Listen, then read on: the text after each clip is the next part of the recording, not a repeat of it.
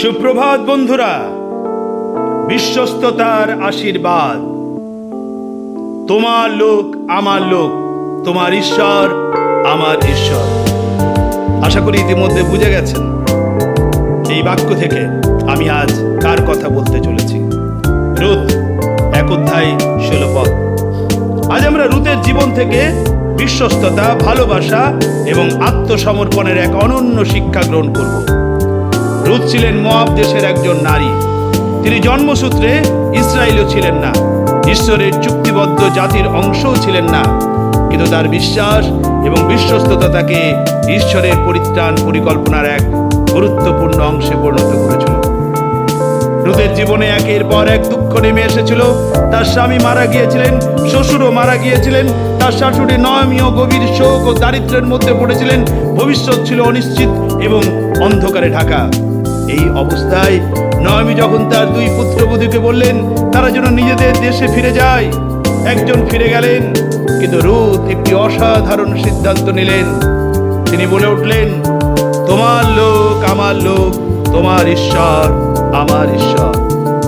এই কথাগুলো শুধু একজন শাশুড়ির প্রতি ভালোবাসার প্রকাশ ছিল না, এটি ছিল সেই অজানা ঈশ্বরের প্রতিও তার বিশ্বাসের ঘোষণা।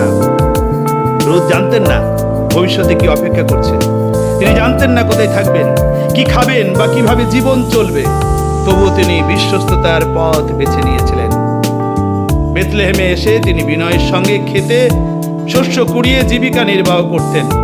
তিনি কোনো অলৌকিক ঘটনার অপেক্ষায় বসেও থাকেননি। তিনি পরিশ্রম করেছেন এবং বিশ্বস্তভাবে তার দায়িত্ব কেবল পালন করে চলেছিলেন। ঈশ্বর তার এই বিশ্বস্ততা দেখেছিলেন। ঈশ্বর তার জন্য বয়সকে প্রস্তুত করেছিলেন। পরে রুথ বয়সের স্ত্রী হন, ঘটনা আমাদের জানা, এবং রাজা দাউদের পূর্বপুরুষদের একজন হয়ে ওঠেন। আরো আশ্চর্য বিষয়, তিনি যীশু খ্রিস্টের বংশ তালিকায়ও স্থান লাভ করেন। প্রিয় বন্ধু, রুথের জীবন আমাদের শেখায় যে ঈশ্বর বিশ্বস্ত মানুষকে কখনো ভুলে যান না। আমরা হয়তো মনে করি আমাদের ছোট্ট ছোট্ট ত্যাগ, সৎ কাজ এবং বিশ্বস্ততা কেউ দেখে না, কিন্তু ঈশ্বর সব কিছু দেখেন। আরেকটি শিক্ষা, ঈশ্বরের আশীর্বাদ অনেক সময় ধীরে ধীরে আমাদের জীবনে আসে। রুথ একদিনে আশীর্বাদ পায়নি, তিনি দীর্ঘ পথ হেঁটেছেন, কষ্ট সহ্য করেছেন এবং ধৈর্যের সঙ্গে অপেক্ষা করেছেন।